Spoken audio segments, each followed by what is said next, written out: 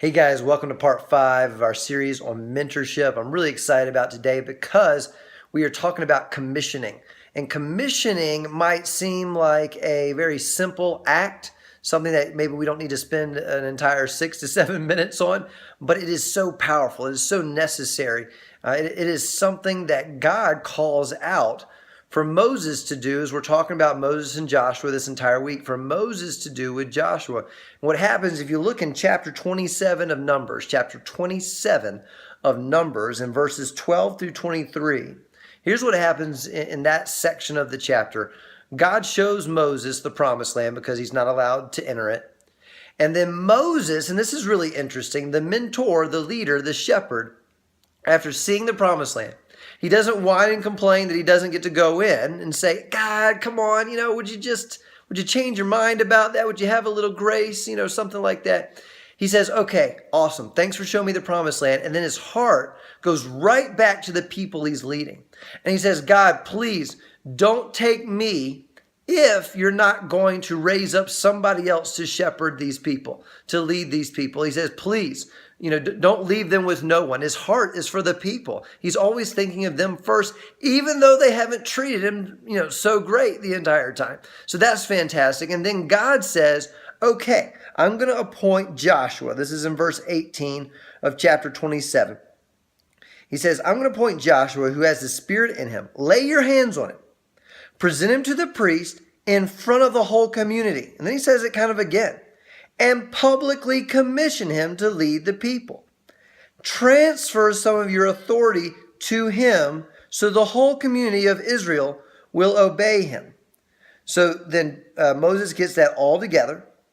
And then in verse 22, Moses did as the Lord commanded. He presented Joshua to the priest and the whole community. And he laid his hands on him and commissioned him to lead the people. Here's the deal. Public commissioning is kind of like public baptism. Baptism is saying, in front of a group of people that you're publicly professing your faith in Jesus Christ. Well, commissioning is a mentor publicly saying, this mentee gets my blessing. Not just my blessing, but I'm going to transfer some of my authority, that's biblical. It's right there in says transfer in verse 20 of chapter 27. So I'm going to transfer some of my authority to this mentee. It's like taking a part of yourself and placing it on someone else. You're raising them up in front of a group of people. And this happened with me when I was 21, 22 years old. I'm 37 now. I went to Taiwan. Didn't know it was going to end up being for 7 years, but I went to Taiwan as a missionary. My dad got a number of his friends, a number of my friends, his friends and my mom's friends together in their house. We had dinner or something like that. And then he called me up in front of everybody. And there was probably 60, 70, 80 people in the room. He presented me with a framed Bible verse. And he put his hands on me and he did pray, but maybe even more important, with eyes wide open, he looked at everybody in the room and he looked at me. And he said, this is my son. And I don't remember the exact words, but it was something like, I am so proud of him. And, he is ready. And he is going out of here a man of God. I transfer some of my authority. I give him my favor. I give him my blessing. Just like when Jacob, kind of quote unquote stole that blessing away from Esau, right?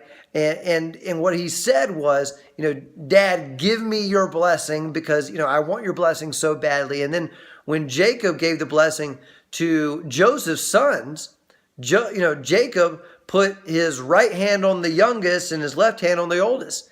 And Joseph said, no, put your right hand on the oldest. I mean, this commissioning, this blessing, this transfer of favor and authority, at least in the Old Testament and definitely in the New, but especially as we see in the Old Testament, was valued.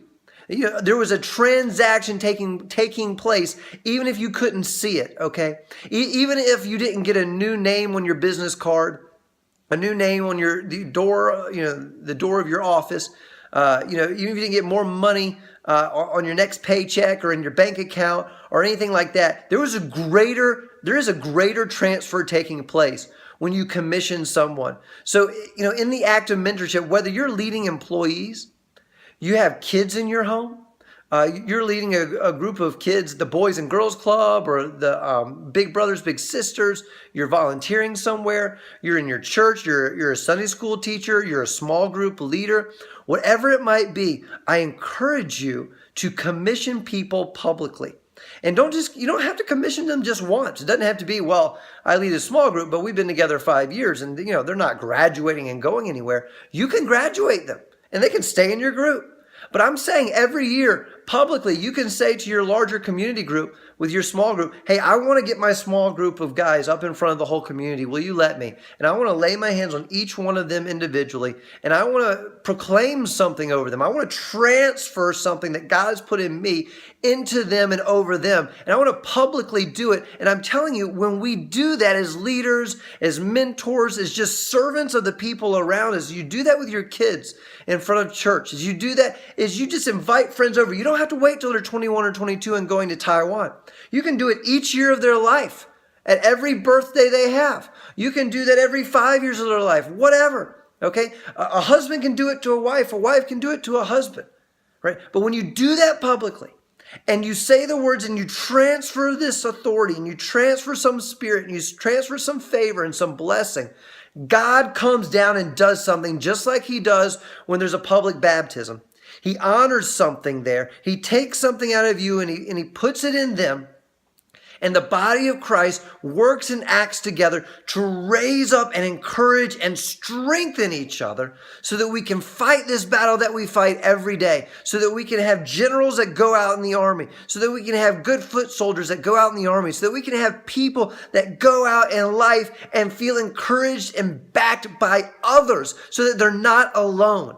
And that is so powerful in the spiritual world. And that is so powerful when you're raising up leaders. And that's so powerful when you want to send out people, not just to make money or make a name for themselves or something like that, but to make a difference, to make a change, to have impact and influence wherever they go.